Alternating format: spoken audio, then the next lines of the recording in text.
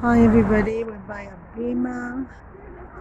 Um, I like it better at night, but it's really interesting how they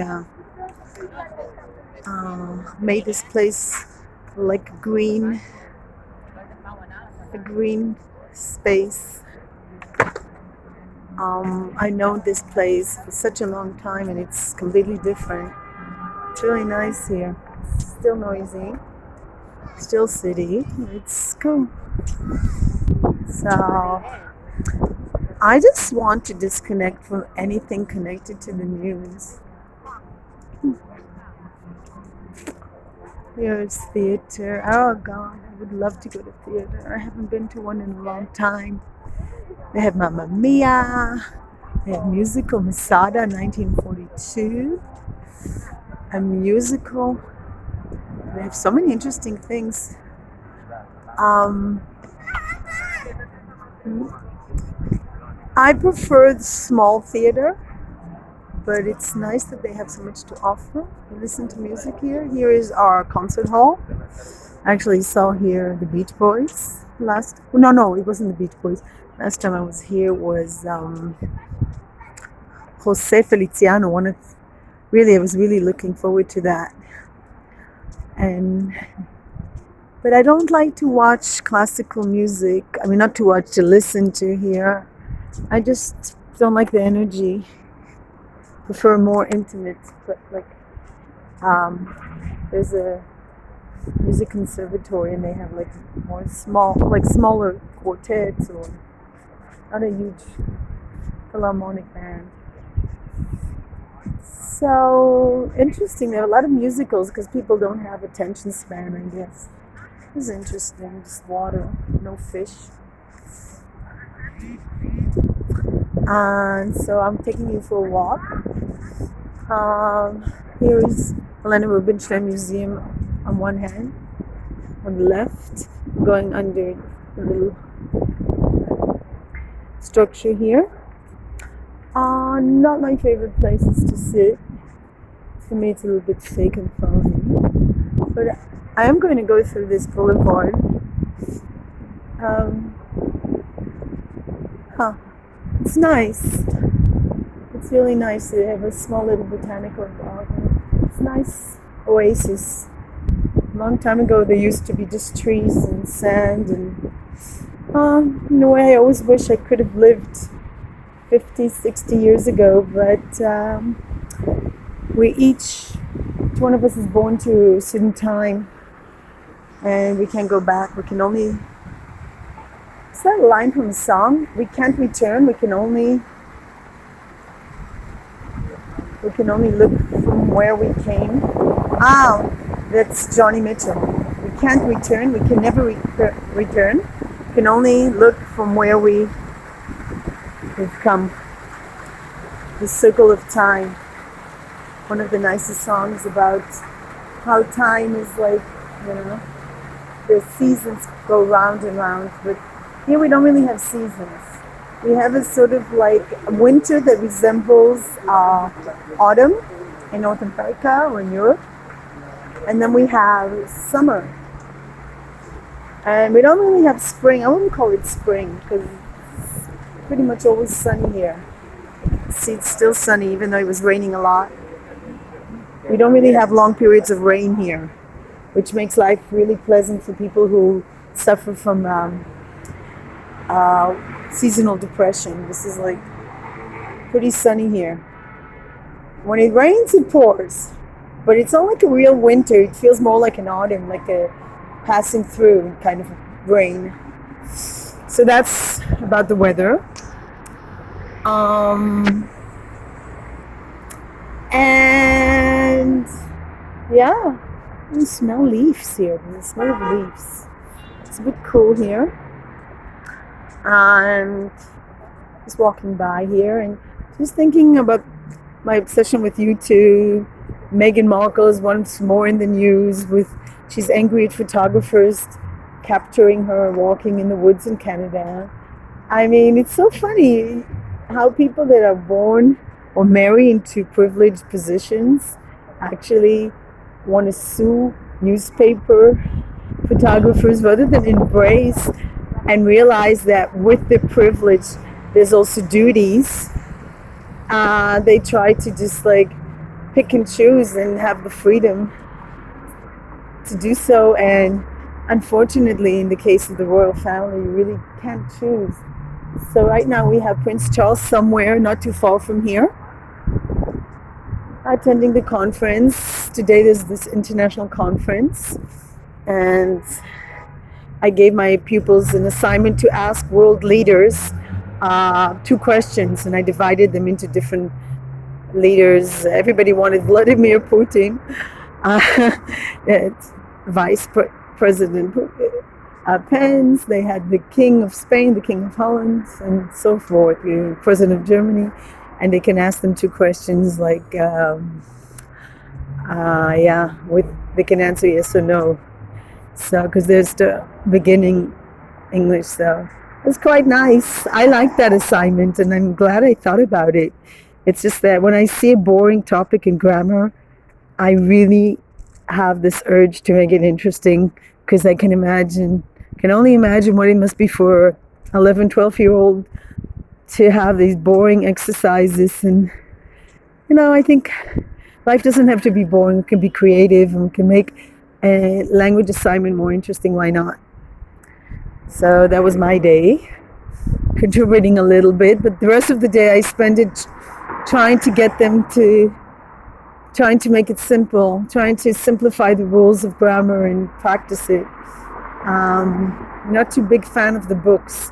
If I was given the choice of how to teach language like English, I would definitely teach through texts. I wouldn't teach it like present. I would just not teach grammar that much. I would teach much more text and allow the pupils to have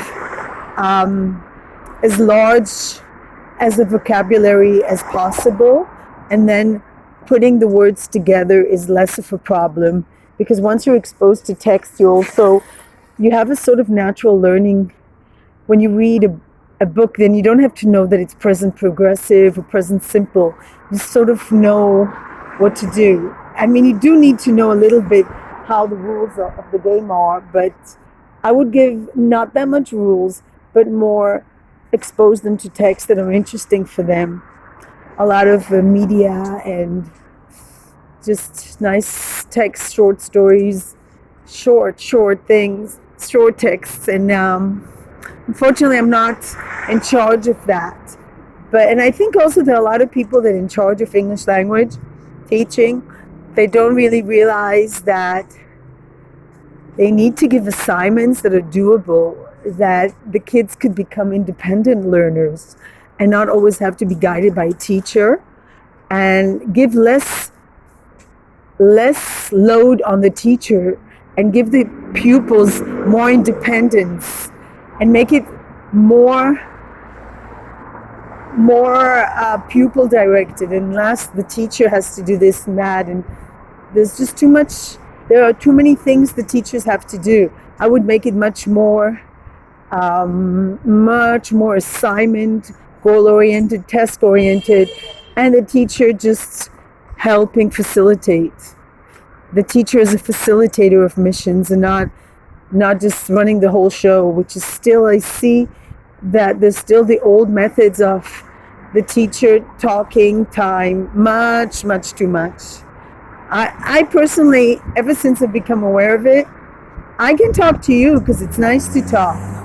But if I want to teach, I'm not going to talk so much. I'm going to try not to talk so much. I'm going to try to let the kids, I'm going to ask them questions, trying to get their mind working, trying to get them to use the language much more. Language teaching can be really a pain when it's not done that way. When it's only the teacher talking, it can be very difficult to teach in that way, because how much can a person talk? Think about it. I love to talk, but people have a limited capacity of listening. How long have they been talking now? Wow, 10 minutes almost. And can you imagine, a lesson is more than 10 minutes, 4 times as much. And it's hard to listen to anyone because you have your own thoughts. And isn't it wonderful that people can be trained to use their own thoughts and to use their creativity? So I really love the trees here. They're so tall. And I love these trees. This I love. Sometimes I want to say, hey, you remember me when I was going? Remember, as if it was yesterday, the days where I was in high school and this was my way home. And I'd come home. I didn't like where we were living. I always wanted to live in a farm or where there's a lot of animals and not in a loud city. But as it turned out, what happened was, I'm in the bike path. I wanted to, I was gonna go to another place, but at the moment, it seems like one thing hasn't changed, and that's I always have to walk dogs, and they have a lot of bags, and there's a shortage. This is amazing, but where I live, they don't have a lot of doggy bags and the ones they sell in the store extremely thin and rip quickly. So now I'm like, a lot of dog bags. I'm ready for the dogs. So it always seems that for the past few decades, my assignments were either there's a child, a dog, or both waiting for me or needing my attention, not waiting for me. The kids are there for them. So at this point of my life, I'm still in the dog waiting to be walked, the cat waiting to be fed, all these dependents. And I'm thinking of also spending my time cooking a really nice meal, maybe making casserole or something really tasty. What's nice about working with kids is that you really forget everything that bothers you about society or anything, because you're doing your part. I feel like I'm doing my part when I tell kids all kinds of life lessons, like how they have to be consistent, stick to a mission, not jump around, and not interfere when somebody else is talking, listening. And I'm not a great listener, but I do believe you can be trained and should be trained.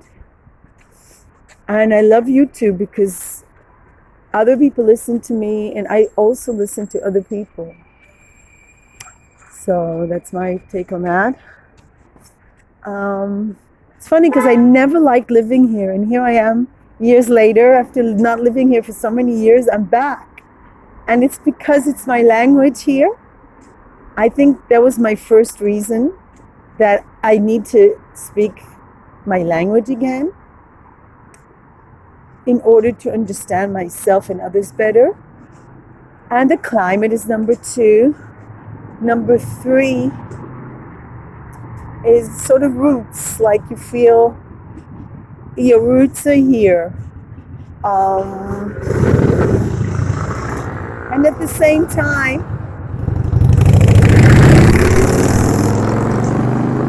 having lived abroad, I understand that an artist, a writer, a poet, whatever I am, I don't really feel like I'm like a tree that's planted someplace. I feel like I could be living really anywhere in the world. But I also am aware that it's not easy to live. Like, you can't just go live in a foreign country. It requires so many things you need to do. Find a place, money, work. Even here, it's really difficult to find work, even though I have a job description that is very much in demand, which is teaching English. So it's been a challenge. There's age discrimination, there's personality discrimination because I'm a creative person, and a lot of people are scared of that. Now that I'm aware of it though, I'm really happy to realize that a lot of things are triggers for me. and activate for me sadness as well as happiness. When I see a baby, I remember my children being babies just a short time ago, and I hadn't raised them here, and I realized that makes my relationship with my children so much more complex because I raised them in a place where their father or me didn't have any roots.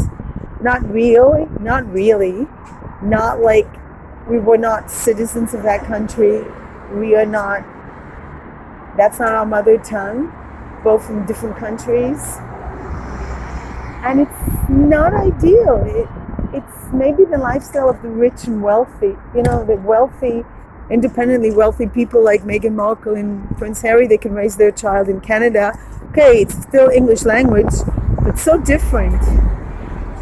Raising a child in Canada is so much different would be so different than raising a child in England or in the US or New Zealand or Australia.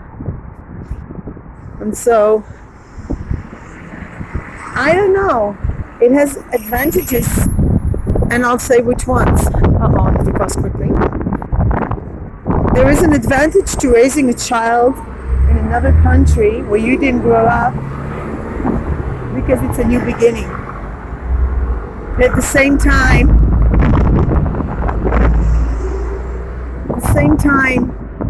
you carry the load, you carry the hard disk of where you were raised, and it's very difficult to raise your child in a system that's so different than the system in which you grew up. And it's about family, being close to, really thinking it would be so different to raise my children next to their grandmother. And that's why I don't understand how Meghan and Harry raise their kids, are going to raise their baby where there's no immediate family. And like Hillary Clinton said, it does take a whole village to raise a child. And while my village was a little bit challenging and not the easiest village, there was an aunt, there were grandparents, maternal grandparents. And I think it makes a difference. It makes the child feel more confident. And also it's easier for the parents because there's somebody to consult. On the other hand, I often felt like they're talking about me. So it's not up to me, but I would definitely, if I could do it again, I would prefer to raise my children where there's at least one immediate family member that I'm in touch with, that I can depend on to meet the kids at least once a week. At least once a week, I'd say. Oh, it's so cute. So cute. And I think it's much more challenging when you're in a country where there's no family at all. Although sometimes you can live in a country, be surrounded by family members and not feel you're part of a family. But at least one, you don't need a whole family, but at least one or two people, So it's my 2 cents worth. At the end, what happened was that I couldn't find someone to have a family with here. So I went to abroad. I followed my fate.